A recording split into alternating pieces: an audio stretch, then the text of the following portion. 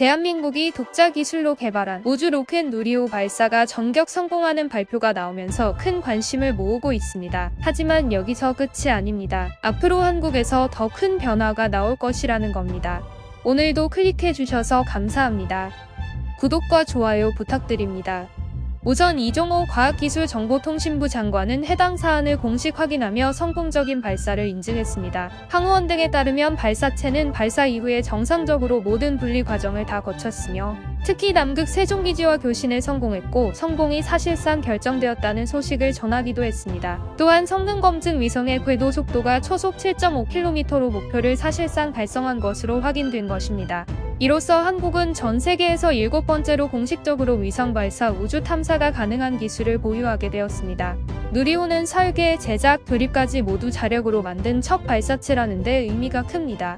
뿐만 아니라 후발주자 국가들을 상대로 관련 제품을 수출할 기회도 열릴 것이라는 예상입니다. 더 나아가 누리호보다 성능이 2배가량 더 뛰어난 새로운 발사체 개발 사업도 탄력을 받을 것으로 전망됩니다. 그런데 과기부 장관의 발표에서 한 가지 한국의 누리꾼들은 희한한 장면을 발견하게 되는데요. 과기부 장관은 누리호 발사 이어서 8월 달에 곧바로 최초의 달 탐사선 다누리 발사를 예고했습니다. 이런 발표가 나자 외신들은 당황하는 반응입니다. 대한민국의 항공 우주 기술 발전이 빨라도 너무 빠르다는 겁니다.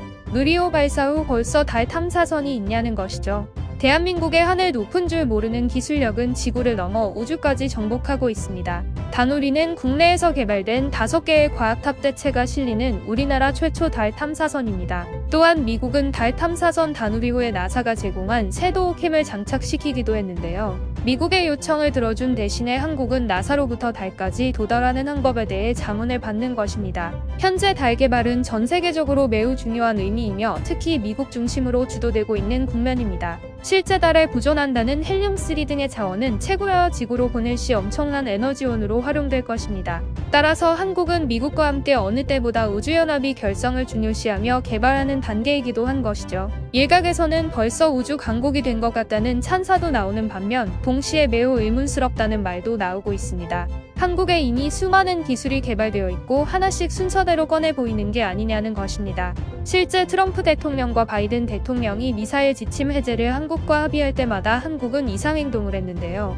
미사일 지침 발표가 나자마자 이미 한국은 장거리 미사일 발사체 기술을 갖고 있다 발표한 겁니다.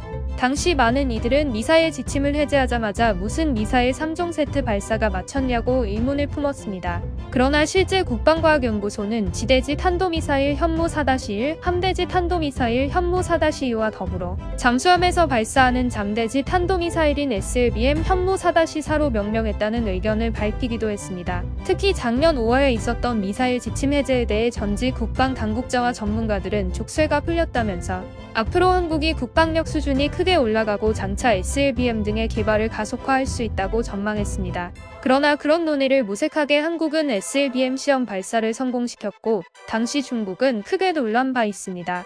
그것도 중국의 왕이 부장이 방한하고 있을 때 해당 발사를 성공시켰었습니다.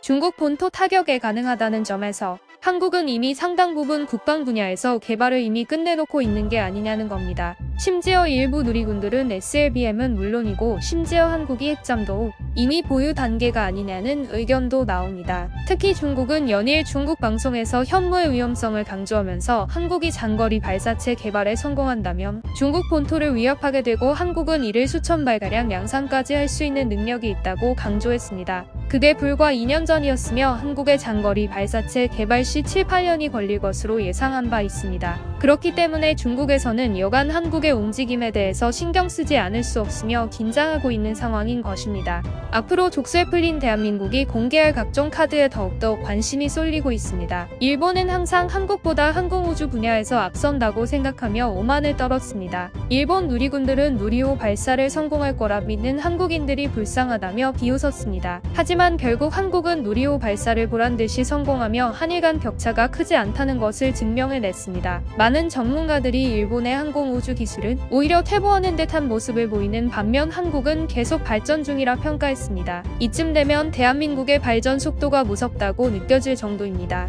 감사합니다. 피플TV 시청자 여러분은 어떻게 생각하세요? 피플TV는 여러분의 생각이 궁금합니다. 댓글로 여러분의 생각을 남겨주세요.